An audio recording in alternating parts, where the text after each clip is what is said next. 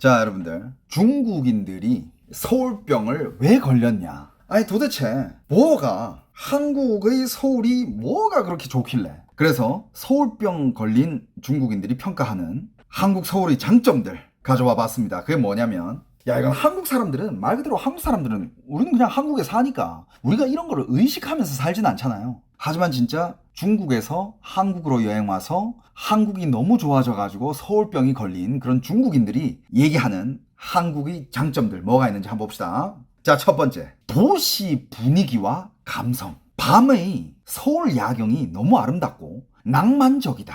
실제로 이건 다 중국어로 이렇게 적어 놓은 것들 제가 가져온 거예요. 首尔的夜景很迷人，夜色下的首尔比白天还让人感动。 이게 무슨 얘기냐면, 밤이 짙어진 서울은 훨씬 더 아름답다. 밤에 보는 서울은 낮에 보는 서울보다 훨씬 더 감동적이다. 뭐 이런 식으로 얘기를 해놨고, 그 다음에 거리 곳곳 감성 카페, 인테리어가 세련됐다. 실제로 有设计感的店铺非常多라고 평가를 해놨습니다. 그러니까 아주 인테리어가 예쁘게 된, 설계를 아주 잘 해놓은 그런 카페들. 하긴 여러분들, 카페는 한국이 솔직히 해외 그렇게 다녀봐도 막 감성이 엄청 막 묻어나는 카페 뭐 가끔씩 한 개 보긴 하지만 한국은 너무 많잖아요. 카페는 또 한국이 막강하죠, 그죠? 자, 그리고 한강, 남산, 북촌 한옥마을 등 전통 플러스 모던이 어우러지는 풍경이 이국적이고 힐링이 된다.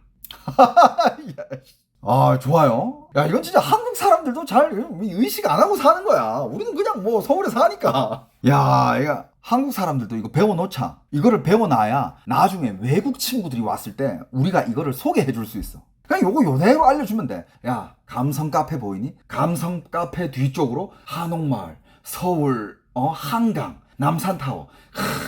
전통과 모던의 조화. 아, 이런 게 서울이야. 우린 평소에 잘 알지도 못하는데. 이런 거를 우리가 알아놔야 또 외국인들한테 또 이렇게 알려줄 수 있는 거예요. 오케이? 그리고 서울의 공공장소, 거리, 공원 등 깨끗하고 정비가 잘 돼 있다.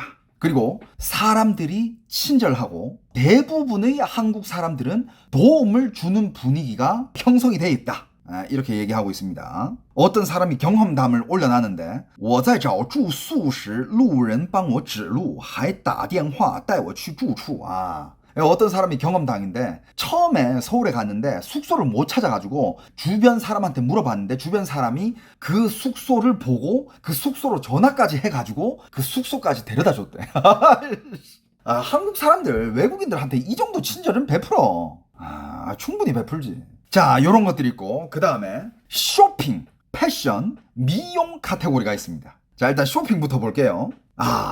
일단 화장품 브랜드 너무 많죠, 그죠? 화장품 브랜드가 많은데 그게 많기만 합니까? 야, 대한민국에 요즘 화장품 성능들 미쳤잖아. 팩부터 시작해가지고 앰플, 크림, 아이크림 너무 많잖아. 그건 너무 좋죠. 그 다음에 뷰티 제품의 다양성과 유행성. 화장품은 거의 한국이 유행을 이끈다라고 해도 과언이 아니죠, 그죠? 올영 쇼핑, 올영 난리 나지. 근데 올영은 저도 되게 좋아해요. 저도 제 화장품 다 쓰면 올리브영 세일할 때 갑니다. 무조건 세일할 때 기다렸다가 가요. 가서 이제 스킨도 사고 앰플도 사고 크림 한 개 딱 사주고, 그 다음에 굉장히 피부를 톤업도 살짝 해주면서 끈적끈적하지 않은, 하지만 굉장히 수분기가 꽉 차 보이게끔 만들어주는 그런 선크림 찾아주세요 라고 얘기를 하면 찾아줘요. 장난 아니죠, 그죠? 그 다음에 패션 트렌드가 앞서는 느낌. 거리 패션, 스타일리시한 옷차림이 많음. 여러분들, 이거는 제가 전 세계를 돌아봤는데 대한민국의 패션의 수준 굉장히 높습니다. 한국 사람들처럼 옷을 잘 입고 다니는 나라가 잘 없어요. 패션 하면 또 한국이지. 그리고 한국은 패션을 주도하잖아. 뭐가 주도한다? 아이돌들과 그 다음에 드라마에서 나오는, 그리고 공항 패션, 꾸안꾸 이런 것들이 외국에서 엄청 따라해. 미친 듯이 따라해요. 그게 이제 패션을 이제 주도하는 거지, 선도하는 거야. 그리고 얘네들 진짜 디테일하게 적어놨어. 쇼핑몰, 그 다음에 오프라인 스토어의 분위기, 비주얼 머천다이징, 디스플레이 등이 세련돼 있다. 굉장히 디테일하네. 우리는 맨날 보는 거니까 잘 모르는데. 그리고 쇼핑의 편의성, 지하철, 접근성, 면세점 등등 쇼핑하기가 너무 편리하다. 쇼핑하기 너무 좋죠, 그죠? 저도 코로나 때 온라인 쇼핑 하다가 그때 진짜 사지 말아야 될 것들 지금 보면 이걸 내가 왜 샀지 싶은 그런 것들도 많이 샀어. 아무튼 그리고 이거 빠질 수 없죠. 도시 내 인프라가 잘 되어 있다. 인프라 하면 서울이죠. 서울만큼 인프라가 잘 되어 있는데 없어요. 잘 없어. 잘 없는 게 아니라 없어요. 거의 어디 있는데 얘기해봐 여러분들. 반박해봐. 없어. 진짜 서울만큼 인프라 잘 되어 있는데 없어요. 그리고 요거 음식점이나 카페 디자인, 인테리어 감성으로 사진 찍기 좋은 포인트가 많음. 이거 역시 또 SNS랑 연결되는 거죠. 그치. 사진 찍기 좋은 데 많지. 자, 그 다음에 대중교통, 인프라 편의성 요것도 방금 제가 얘기한 거 그것도 여기 속하는데, 자, 일단 지하철 노선이 많고 비교적 잘 연결돼 있음. 교통 안내, 표지판, 외국어 표기 등이 잘 돼 있음. 숙소, 식당, 카페 위치, 접근성이 좋아서 이동이 편하다라는 평가가 많음. 그리고 아까 얘기한 거 도시 내 인프라가 잘 되어 있다는 평가가 많음. 예를 들면 뭐 지하철이라든지 버스라든지, 그리고 그 환승, 무료 환승이잖아요, 그죠? 환승이 굉장히 편하게 되어 있다. 자, 그리고 문화, 콘텐츠, 라이프 스타일의 매력. 이건 또 뭐야? K-드라마, K-팝, 한국 예능, 웹툰 등이 좋아서 원작 배경지를 직접 보기라는 이 동기가 강함. 이거는 한국 사람들이 하나? 뭐 하는 사람들도 있겠죠. 아무튼 아까 얘기했듯이 뭔가 어떤 스타가 갔던 식당, 카페, 여행지, 뭐 K-드라마에 나왔던, K-팝에 나왔던, 뮤직비디오에 나왔던, 한국 예능이 거기 가서 찍었던 그런 장소들을 가서 계속 인증샷을 올려. 여기는 뭐 런닝맨 몇 회, 뭐 김종국이 와서 뭘 했던 곳 이러면서 막 그런 거 올리고, 그런 것들을 엄청 많이 하더라고. 배경지 직접 가보기. 그러면서 방송에서 나왔던 똑같은 구도랑 막 사진 찍어 올리고, 그런 걸 엄청 해. 그리고 한국 음식, 거리, 음식의 다양성. 한국 먹거리가 이 자잘한 것들이 되게 많아. 실제로 많아요. 외국인들 입장에서는 그게 많이 느껴질 수밖에 없지, 그죠? 그리고 카페 문화, 브런치, 디저트 문화. 야, 여러분들 일단 자, 우리는 브런치부터 때리죠, 그죠? 브런치 때리면 이제 점심 하는 데 많고요. 점심 먹고 나면 이제 디저트. 디저트 너무 많죠. 디저트 끝나면 뭡니까? 저녁이죠, 그죠? 저녁 끝나면 또 카페지. 뭐 빙수를 먹든 카페를 마시든 커피를 마시든, 그러다가 뭡니까? 카페를 갈 수도 있고, 그 다음에는 이제 술집 가죠.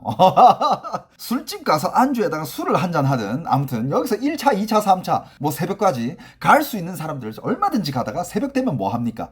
이제 해장국 때리러 가죠, 그죠? 뭐 24/7, 24시간 뭐 즐길 거리, 먹거리가 다 있으니까. 그리고 밤문화가 너무 좋대요. 밤 야경, 그리고 밤거리 산책, 조명과 분위기, 이런 것들이 너무 좋고, 전통과 현대의 공존. 예를 들면 한옥마을, 전통시장 플러스 현대 길거리, 빌딩들, 이런 것들이 조화가 너무 예쁘다고 합니다. 그리고 또 한국의 장점 중에 이런 게 있습니다. 안전, 질서, 청결, 거리나 공공장소 청결, 쓰레기 관리 상태가 비교적 양호하다. 물론 뭐 양호 안 한 데도 있죠, 그죠? 특히 뭐 유흥가 이런 데 보면 담배꽁초 너무 많이 벌어져 있어. 그거는 좀 재떨이를 좀 놨으면 좋겠어. 재떨이라든지 이거 좀 어떻게 해야 될 것 같은데. 그리고 치안은 일단 밤에도 돌아다니기 너무 안전하다. 한국은 뭐 밤이든 낮이든 서울에서 안 안전한 데가 어딨어. 그리고 공공질서, 줄서기 문화, 그리고 예의 있는 서비스 등 이런 거에 대한 공공질서에 대한 호평이 굉장히 높습니다. 하긴 뭐 중국 사람들이 한국 오면 질서 보고 놀래지. 중국은 질서 요즘 잘 지키나? 중국은 질서 안 지키는 걸로 유명하니까. 이런 거 보고 놀라요. 한국 보통 이렇게 지하철 타면 사람들이 아무리 많아도 그냥 멀쩡한 사람들이 노약자석에 안 앉잖아. 그거 보고 중국 사람들이 그렇게 놀래. 아니 저기는 빈자리가 있는데도 절대 안 앉는다고. 그거 우리한테는 되게 당연한 건데, 그죠? 그리고 여행 및 체험 요소, 여행지가 많다. 근데 여러분들 진짜 저도 평소에 방송 안 하고 쉴 때는 친구들끼리 뭐 이렇게 서울이라든지 근교라든지 여행지 핫플 이런 데 한 군데씩 찾아서 가거든요. 한국에 여행지 진짜 많아요, 여러분.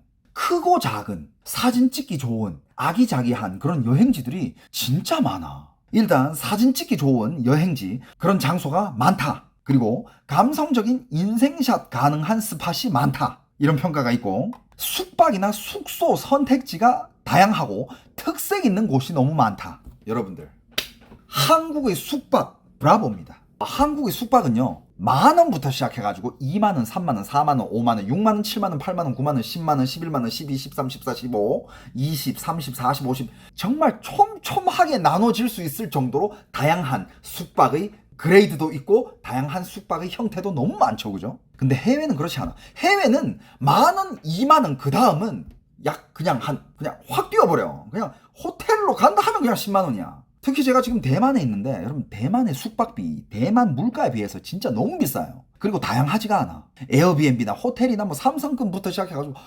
비싸. 근데 한국은 봐봐. 게스트하우스 뭐 조금 뭐라 해야 될까, 게스트하우스도 여러 가지가 있어요. 그냥 침대 칸만 제공해준, 하지만 방은 따로 있고 거실을 공유하는, 혹은 뭐 방이 있는데 화장실에 방 안에 화장실이 딸려 있고, 그 다음에는 뭐 이제 모텔 뭐 이런 것도 좀 싼 거 4, 5만 원대 이런 것도 많죠. 그러다가 이것도 별로다 그럼 이제 에어비앤비도 있고, 그러다가 이것도 별론데 난 좀 더 쓰고 싶은데 더 좋은 데로 그럼 뭐 10만 원짜리 호텔 당연히 많죠, 그죠? 15만 원, 20만 원 뭐 다양한, 너무 다양해. 가격대별로. 민박도 있고, 그쵸? 민박. 외국인들이 민박이 은근히 많이 가. 근데 대만, 지금 뭐 제가 지금 대만에 있으니까 대만이랑 비교하자면 대만 숙박비는요, 자, 쓸데없이 비싸요. 이 정도, 이 대만의 물가에 이 정도 숙박비 받으면 안 돼요. 이건 진짜 대만이 고쳐야 됩니다. 너무 비싸. 그리고 이런 것들. 관광객 경험을 배려한 서비스가 많다. 예를 들면 관광지 가면 거기 관광 안내원들도 있고, 그 다음에 관광 안내소 그거 당연히 있고, 그 다음 뭐 영어부터 시작해가지고 중국어 당연히 있고, 일본어도 있고, 다양한 이제 이런 언어로 된 서비스들 이런 것도 잘 돼 있고, 그리고 작은 골목 탐방, 카페 골목, 예쁜 골목길 등 탐험 요소가 굉장히 많다.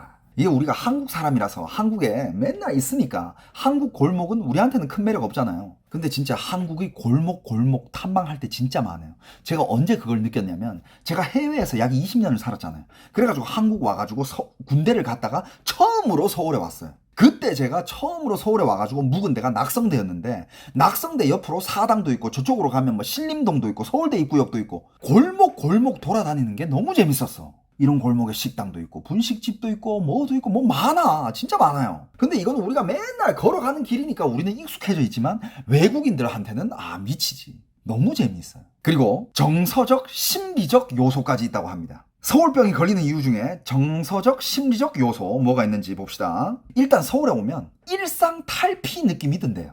서울 여행 자체가 평소 삶에서 벗어나 색다른 느낌을 준다는 후기가 많은, 심지어 서울이 주는 후기는 자기들이 평소에 느끼는 것보다 좋은 느낌을 주잖아. 그랬을 때 내가 벗어났구나 이게 들지, 평소에 지내는 것보다 상황이 안 좋잖아요. 제가 어디 갔을 때 그런 느낌을 느꼈냐면, 저는 베트남 하노이 갔을 때 내가 그때 시기가 안 좋았나? 겨울에 갔었는데 하노이를 갔는데 미세먼지가 나는 미세먼지를 벗어나고 싶어가지고 동남아를 간 건데 미세먼지가 미친 거야. 중국보다 심했어. 그러니까 이거는 일상 탈피라기보다는 내가 여기 왜 왔지 이런 느낌이 좀 들었어요. 그러니까 내가 있던 장소보다는 환경이 좋고 뭔가 좋아야 내가 일상 탈피를 한 그런 느낌이 들지.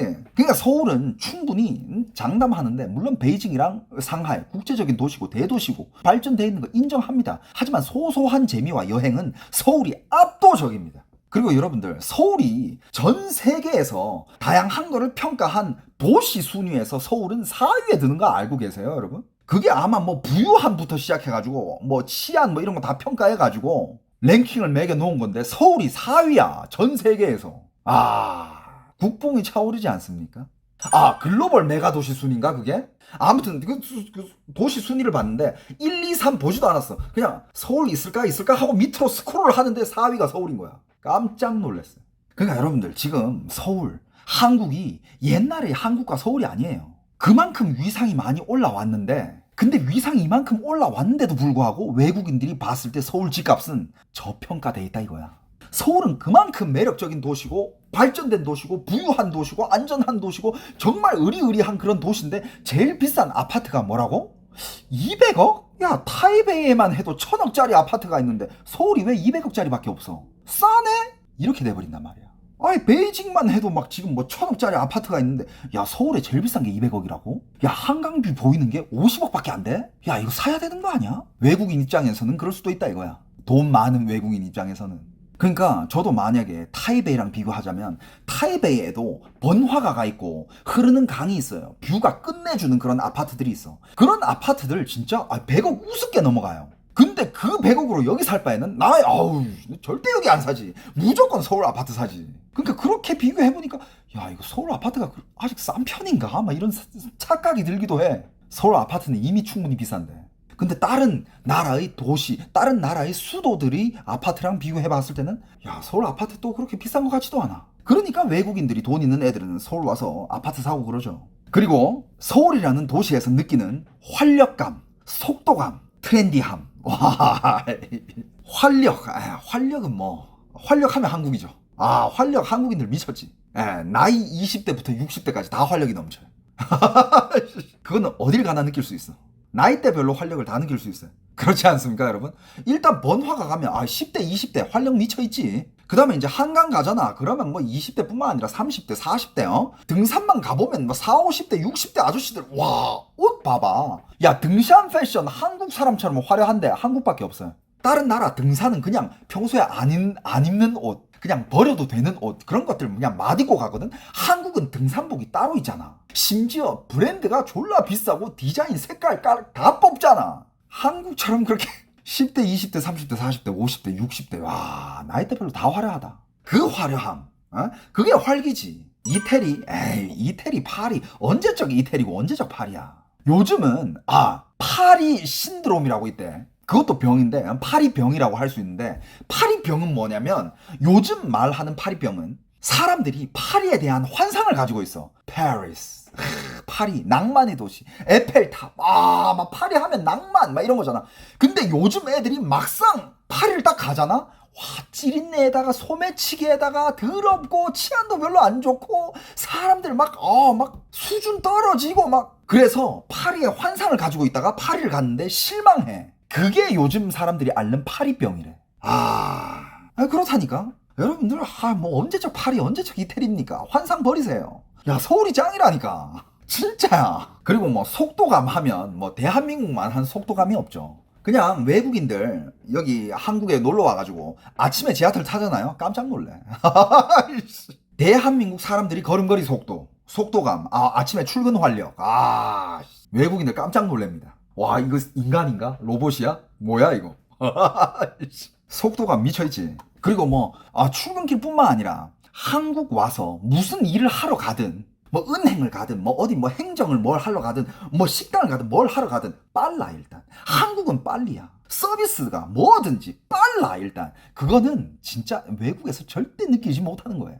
옛날에 내가 뭐 그거 어디였더라 태국이었나 어디였나 아무튼 유심을 잃어버렸는데 유심을 그걸 새로 만들기 위해서 갔어. 유심 한 개 만드는데 2시간 걸렸어. 유심 한 개 만드는데 여권 줬다가 또 뭐 복사를 한다 하는 둥 뭐 또 돌려줬다가 또 다시 줬다가 앉아 있으라 하다가 뭐 또 적어야 되고 여러분들 대한민국에서 유심 잃어버리잖아요. 그냥 아무 대리점 가면 5분 안에 나와. 진짜 뭐 일 처리해주는 것 최고는 그냥 한국이에요. 한국보다 빠른데 난 본 적이 없어요. 중국 안 돼요. 일본 막 꺼지라 하고 미국은 거기는 뭐 그냥 병신이고 야 거기는 무슨 알지 미국 행정 어떤지. 안경 맞추는데 한 달이래. 장난 아니야. 한국에서 안경 30분이면 맞춰줘. 실제로 안경 30분이면 맞춰주는 걸 외국인들은 놀래요. 나 지금 도수 쟀는데 안경 바로 나온다고요? 예? 그런 빠른 거, 그건 한국이지.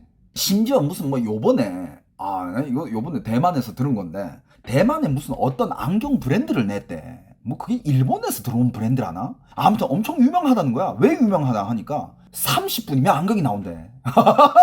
그럼 내 말했지. 야, 대한민국 어느 안경 구멍가게에 가도 30분이면 나와. 여러분들 이런 거에 여러분들 자부심을 느끼세요. 우리는 지금 그런 나라에 살고 있고 우리는 그런 나라의 국민입니다. 외국인들이 꿈꾸는. 그리고 뭘 느끼냐. 한국에 있으면 또 그걸 느낀대요. 한국 거리에 자기가 이제 걸어가면 자신이 굉장히 스타일리시한 사람처럼 느껴진대.